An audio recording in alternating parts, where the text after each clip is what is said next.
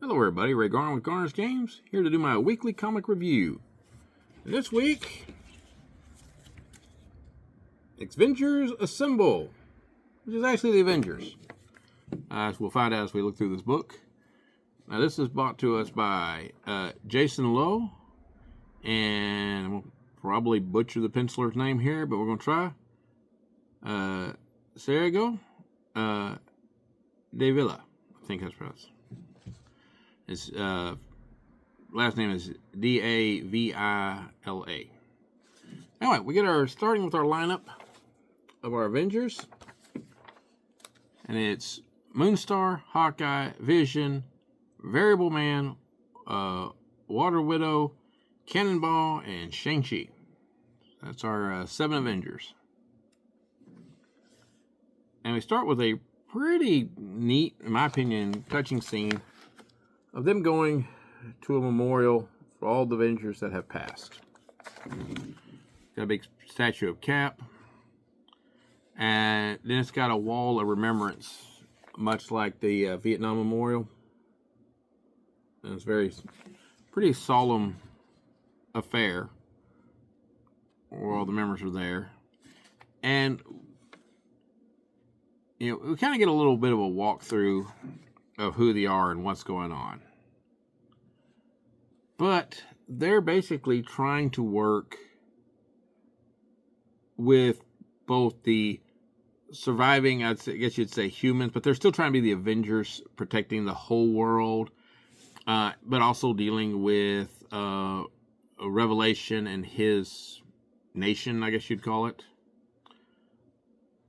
But there are people who have obviously called them lapdogs and everything else for them. And Danny's not very tolerable of that. And she actually slams the shield down at one point to get everybody's attention.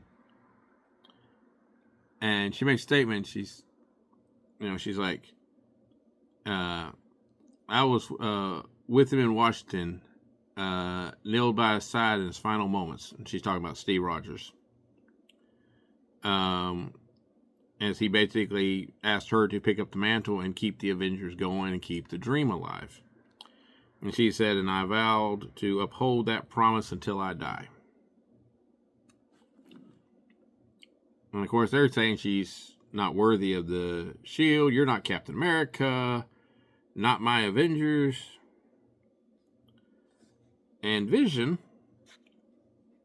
detects a Korean invasion fleet coming in. So they take off to go handle that. And we kind of get a walkthrough as we're doing this of what all's happened to the formerly human members of the Avengers who are now mutants. Scott has gained this variable power. Basically, he can increase the size and density of his body. But he's got a kind of a beastly shape. In some ways, kind of like Hank McCoy original body, but a little bit more hunched over and stuff.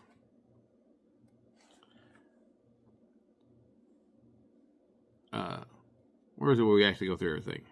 Oh, here it is. We start kind of going through everything.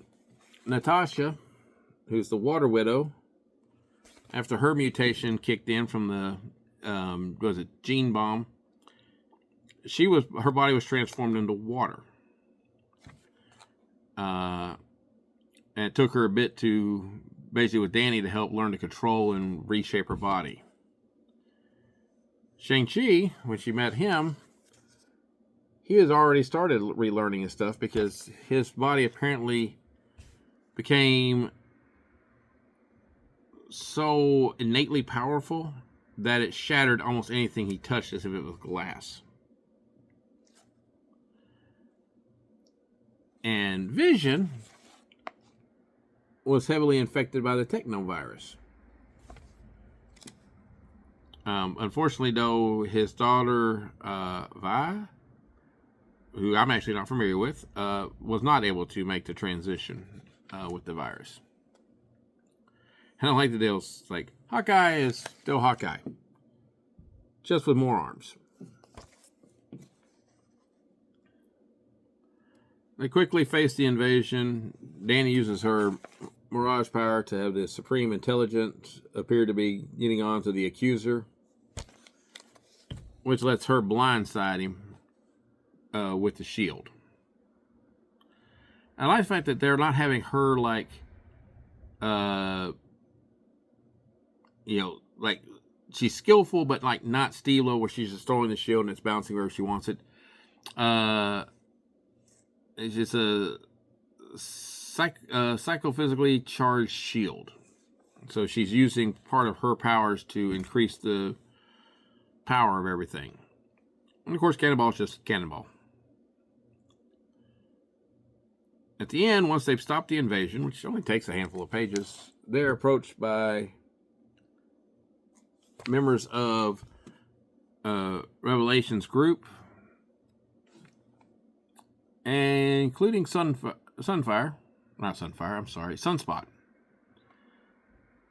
Who's trying to get them to join, and of course they're refusing. But as they're starting to work cleanup, Scott gets infected with another outbreak of the technovirus.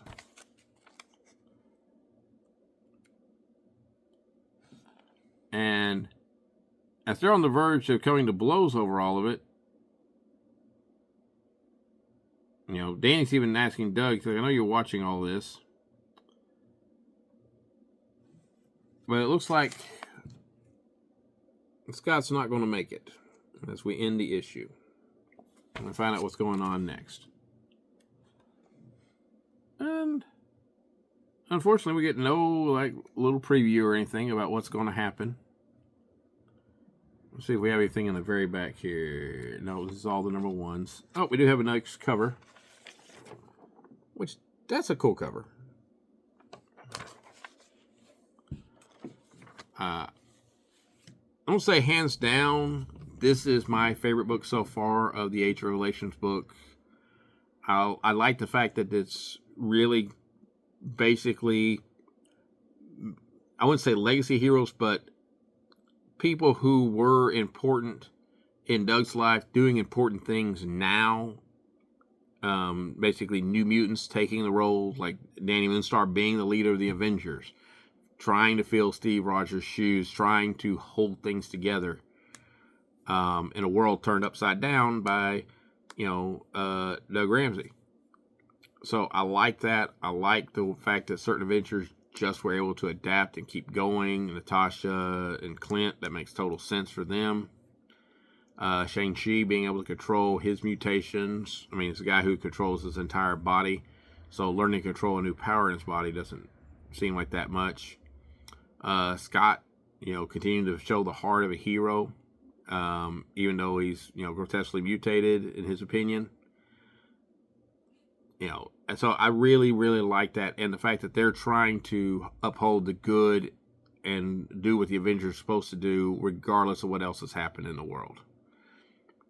I don't like the fact that they're not quite going against Revelation, at least not yet, but that may be the setup that basically they've tried to work with him and try to lessen the death and stuff like that, and trying to stay out of the national war between the mutant nation of Revelation and what remains of the United States.